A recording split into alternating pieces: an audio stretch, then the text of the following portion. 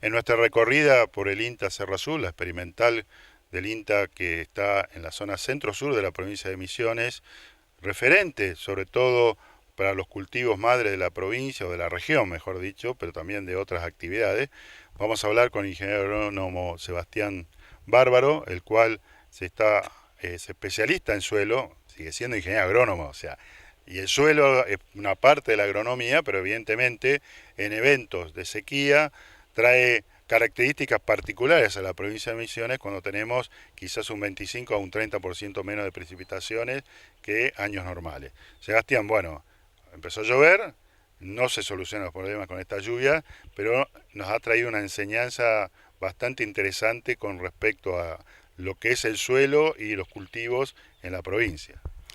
Sí, bueno, siempre de lo malo hay que sacar algo bueno y uno aprende también. Una de las enseñanzas que nos ha dado este periodo de sequía es que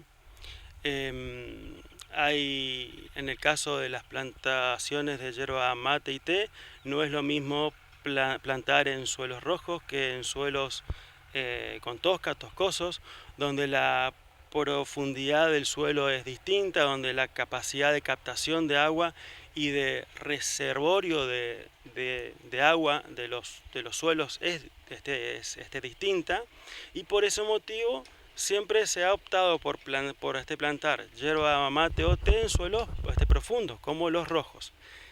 En los últimos años hemos visto que quizás por el precio de la yerba mate, la producción ha avanzado hacia fronteras donde antes se hacía tabaco, se hacía maíz o pino, y hemos puesto yerba mate en una primera instancia donde la sequía comienza a notarse, o donde empieza a haber algún evento niña.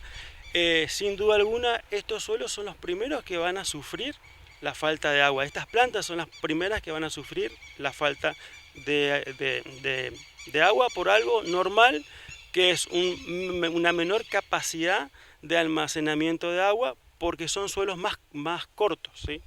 Y menos raíces profundas. Y menos raíces profundas. Ahora, podremos decir, ¿no? Y lo hemos visto, suelos rojos donde también estamos viendo plantas eh, con daño por sequía. Bueno, hay límites, ¿no? Nosotros, eh, para diagramar un poco todo esto que estamos hablando en números, nuestra capacidad de retención de agua de los suelos rojos es del 30% más menos, ¿no? Depende de la zona. ¿Qué es lo que es esto? De una lluvia de 100 milímetros de agua que caen, más o menos 30 milímetros es la capacidad de retención de agua. No quiere decir que sea todo eso útil para la planta, ¿sí? Esa agua que está en el suelo se encuentra en los poros, y esos poros retienen también agua. Y la planta, por medio de sus raíces, puede tomar esa agua hasta cierto punto. Y ese nivel es más o menos un 20%, 19% de humedad en el suelo. Entonces, esa diferencia entre el 30%, que es capacidad de campo, y 20% más o menos, que es punto de marchitez permanente, es el agua útil para la planta. Estamos hablando de 10% de una lluvia de 100 milímetros. Una pregunta, en un suelo toscoso, normal, no vamos a los extremos, pero en un suelo toscoso de eso que hicimos tabaco y como la yerba vale, vamos a meterle yerba mate. ¿Cómo es la relación? Para que la gente tenga una idea de lo que estamos hablando. Claro, en suelos toscosos es un poco menor, y además se suma que la olla, digamos, donde se reserva esa agua también es menor, porque son suelos mucho más cortos. Estamos hablando de un suelo rojo que puede llegar a los 8 metros, 9 15 metros, con un suelo con tosca, toscoso, que tiene una profundidad de 60 centímetros, 80, 1 metro en el mejor de los casos. Una de las cosas que uno observa en los viejos yerbales era una distancia de plantación de 4x4, 4x3. Después empezaron a hacerse plantaciones, esos 4x4 son 700 plantas, 800 plantas por hectárea. Después empezó a hacer 2000 plantas por hectárea. Ya hay gente que hace 3000 y 4000. Evidentemente la capacidad de captación de agua y de reservorio de agua es la misma, no es que cambió porque yo puse más plantas. ¿Te parece que esto nos hace replantear técnicamente estas altas densidades y volver a bajar un poco y quizás privilegiar más la producción por planta y no tanto por hectárea, poniendo tantas plantas por hectárea? Sí, a ver, yo creo que siempre que uno hace una plantación nueva y decide por sobre todas las cosas el número de plantas que voy a hacer, hay que tener en cuenta los pros y los contras. Si yo opto por colocar 4000 plantas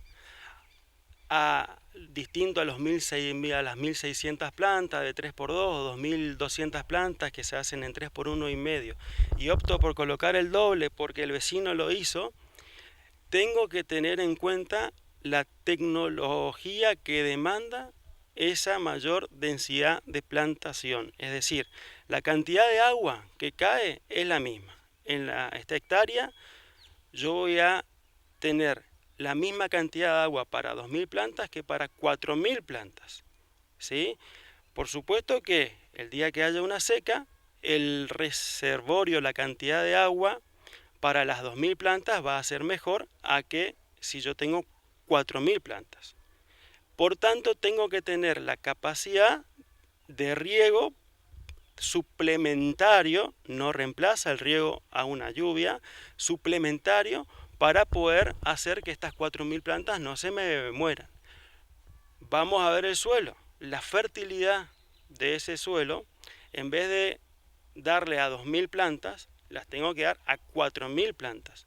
Entonces tengo que tener en cuenta de que sí o sí voy a depender de una incorporación extra predio o extra suelo de nitrógeno, fósforo, potasio, cobertura. No es lo mismo la cobertura que crece en un ambiente donde tengo 4000 plantas que donde tengo 2000 plantas. La luz, la sombra incide muchísimo menos.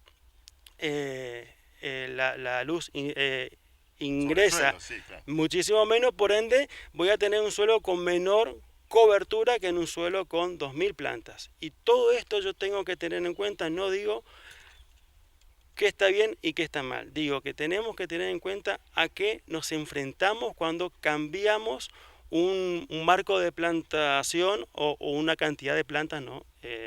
Por hectárea respecto a lo que se hace comúnmente.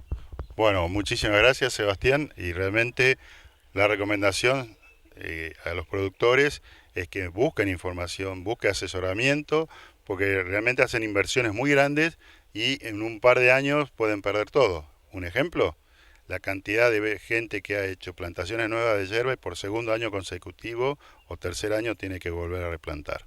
Así que te agradezco mucho, Sebastián, los conceptos. Bueno, muchísimas gracias y bueno, aquí estamos en el INTA como para dar respuesta a preguntas, dudas que por ahí los colonos tengan.